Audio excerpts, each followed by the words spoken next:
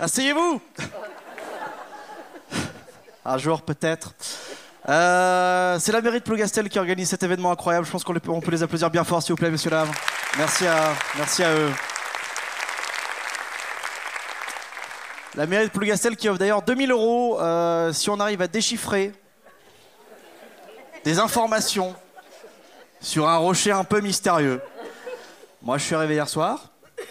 J'ai été voir le rocher. J'ai déchiffré.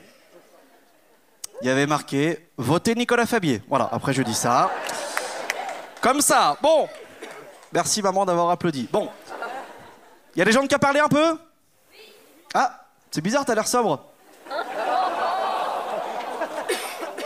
Enchanté. T'es la première que je vois. Très bien. Écoutez, il y en a qui me connaissent un peu? Non, faut dire... Non. Ah non, jamais vu. Je vous rassure, c'est normal. Moi, je trouve que les humoristes, on est un peu comme des kebabs. Dans le sens où on est beaucoup trop nombreux et souvent pas très bons. Voilà. Et c'est pas les passages d'avant qui... Bon, bref. Alors, je vais me présenter un peu. Je m'appelle donc Nicolas Fabier, j'ai 26 ans. Je me suis pesé l'année dernière. J'ai approché les 100 kilos. Voilà. Ça crée toujours une ambiance un peu étrange, hein. En général, les mecs te disent bah, 100 kilos, t'es bien là, continue là. Et les filles, oula, bah, faut se mettre au sport, boule, parce que là. Alors 100 kilos, comment savoir si c'est inquiétant? À titre de comparaison, 100 kilos, c'est le poids d'un bébé éléphant. Si vous approchez les 100 kilos et vous vous posez la question de savoir si c'est inquiétant, c'est très simple. Vous vous regardez dans le miroir. Et si en vous regardant dans le miroir, vous vous dites putain, mais j'ai pas de trompe. Régime. On arrête la raclette et bon.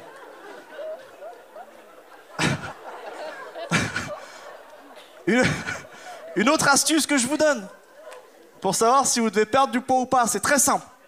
Si le nombre sur la balance vous rappelle trop une station FM, on arrête la choucroute. Bon. Non, ça m'a inquiété vraiment. Moi, je me suis inscrit à la salle de sport. Il y a un truc qui m'a fait bizarre dans la salle de sport où je suis inscrit, c'est que les coachs dans ma salle de sport, ils sont pas musclés.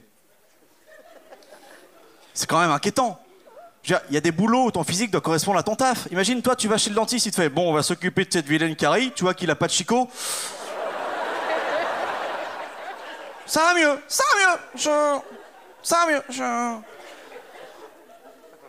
Tu vas chez Leclerc, tu vois une caissière, elle fait pas la gueule.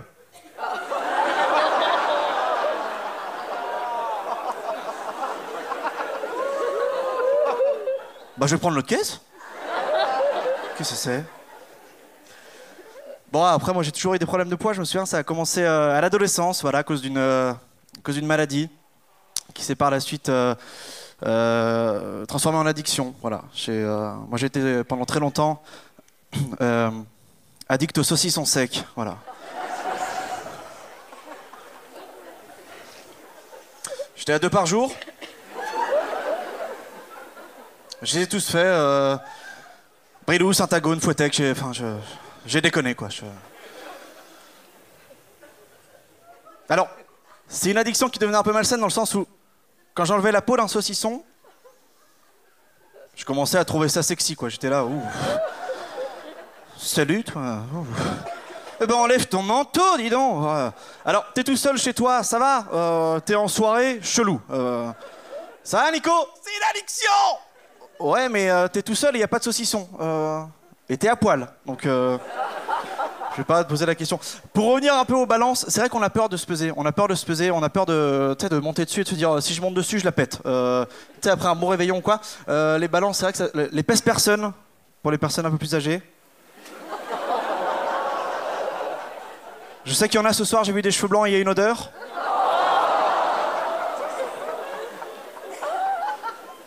On a peur de se peser, c'est vrai. On a peur de se peser. Et je pense que les fabricants de balances devraient inventer des balances plus fun. Tu sais, genre des balances où, quand tu montes dessus, c'est à toi de deviner le poids. Vous êtes prêts? Oui. C'est parti. 120. C'est moins. 110. C'est moins. 100. C'est plus. 105. C'est moins. 104. C'est moins. 103. C'est plus. 103,5. Vous avez dit combien? 103,5. Vous êtes sûr? Oui. C'est le juste poids. Et oui, 103,5. Nicolas, vous gagnez un cookie. Récompense de gros, voilà, le cookie sort de la balance, tout le monde est content.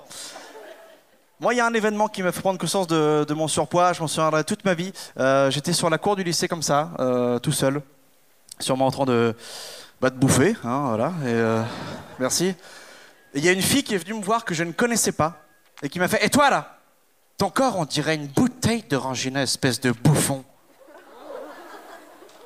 Et elle me dit ça, elle s'en va. Alors moi, je fais « Ok, on va débriefer. Une fille que je ne connais pas vient de me parler. » Voilà, pour moi, c'était la folie. J'avais très peu d'interaction à l'époque, donc elle me dit ça, début d'érection et tout. Et je cogite. Pourquoi elle m'a dit bouteille d'orangina? Je cogite. Je comprends très rapidement que c'est à cause des formes de la bouteille. Vous voyez les bouteilles d'orangina? À cause des hanches. Moi, j'avais des hanches assez prononcées à l'époque. Pas sympa. Ça m'a beaucoup marqué, vraiment. Moi, j'ai passé plusieurs années de mon adolescence à me dire bouteille d'orangina, manque de confiance en moi. Ça m'a vraiment beaucoup, beaucoup marqué. Et en début d'année, je suis un quimperlé, tranquille, tout seul, dans un bar, encore en train de bouffer. On change pas les passions. Et il y a cette fille qui rentre dans le bar. Cette fille qui, des années plus tôt, m'avait dit bouteille d'orangina. Je la reconnais, c'est elle. Enfin, c'est elle, mais elle a morflé. Non, la vie n'a pas été sympa avec elle. Elle a tapé dans le pâté. Moche. Immonde. Dégueu. Et elle rentre dans le bar. Mojito. Je vais prendre un mojito. Oh, la pauvre. Moi, j'étais content. Je me dis, le karma, tant mieux. Et je me dis, il faut que je fasse un truc. Il faut que je venge le bouffon que j'étais à l'époque. Donc, je cogite. Je fais un plan d'action dans ma tête. Il me faut une punchline, un truc. Et là, d'un coup, ça vient. Donc je me chauffe, je vais la voir, je fais, excuse-moi, c'est la bouteille d'orangina, tu m'en mets. Juste pour te dire que depuis le lycée, j'en ai secoué de la pulpe, espèce de connasse.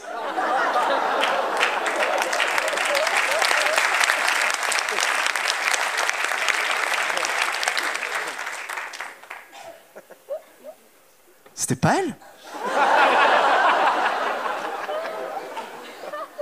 Pas du tout. Je venais d'insulter Annick, 46 ans, obèse et handicapée, le tout pile. Voilà, on appelle ça un tout pile. Alors j'étais pas bien, je suis rentré chez moi. Alors moi ce que je fais, je vous le conseille quand ça va pas trop, je rentre chez moi, je regarde la télévision. Surtout les émissions de paranormal. Je sais pas s'il y en a qui connaissent un peu ce soir. Vous êtes tous morts? Monsieur, vous connaissez les émissions de paranormal? Oui? Il m'a fait... Je ne sais pas qui je suis. Comment vous appelez, monsieur? Non, vous savez pas? À côté, monsieur, comment vous appelez? Mathieu? Vous connaissez les émissions de paranormal? Non, non plus. C'est bien, ça dynamise le sketch, hein, les gars. Merci du soutien. Madame, vous connaissez les émissions de paranormal? Non plus? Ah, tout le monde veut me faire chier, en fait. Y a pas de... Nous parle pas, troubadour!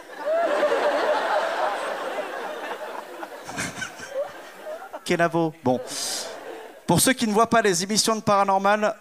apparemment tout le monde, ça commence souvent comme ça.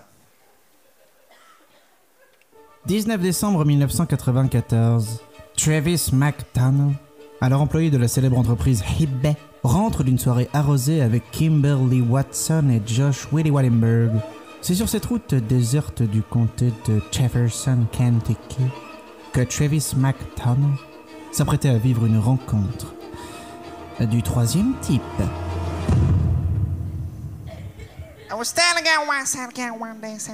Je me souviens que j'étais dans ma voiture, que je conduisais, quand tout à coup j'ai entendu boum, crac, aïe. Un peu plus tard, en m'avançant dans la forêt, la première chose qui m'a frappé, c'était une branche que je n'ai pas pu éviter. Fuck! Mince alors. Tout à coup, je vis une lumière lointaine et sans savoir pourquoi, je me suis senti attiré par cette dernière. Comme un chien est attiré par une saucisse. Like the gnocchi, you know the gnocchi balls? Alors que je m'avançais encore plus dans la forêt, j'entendais Kimberly Watson et Josh Willie Wallenberg qui me sommaient de revenir. Come back, Travis! Don't be stupid, man! Come back! Allez, reviens, Travis. Pense à ta famille. Shut the fuck up, Kimberly.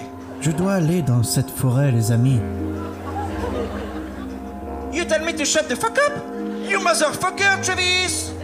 Allez, il faut que tu penses à ta maman. Bitch. Regardez derrière vous. Une biche.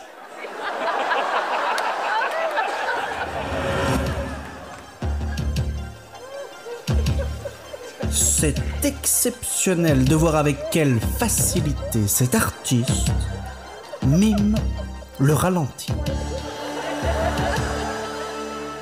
C'est incroyable. Il a la grâce d'un bébé éléphant. Comment Travis McDonnell allait-il se sortir de cette situation? Chérie 25, c'est l'heure de la pub. Et ce soir, dans C'est mon choix, une émission exceptionnelle avec des invités de talent. Elle s'appelle Annick, elle a 46 ans, elle s'est fait insulter par un troubadour lors d'une soirée. On peut l'applaudir bien fort. Bisous Annick, je t'aime. Chérie 25, c'est la fin de la pub. Je me remis donc à courir quand ce n'est pas une, ni deux, flèches d'extraterrestres que j'évite de justesse. Je me retourna donc une dernière fois pour demander à ces êtres venus d'un espace infini. What the fuck do you want? Mais que me voulez-vous, bon sang?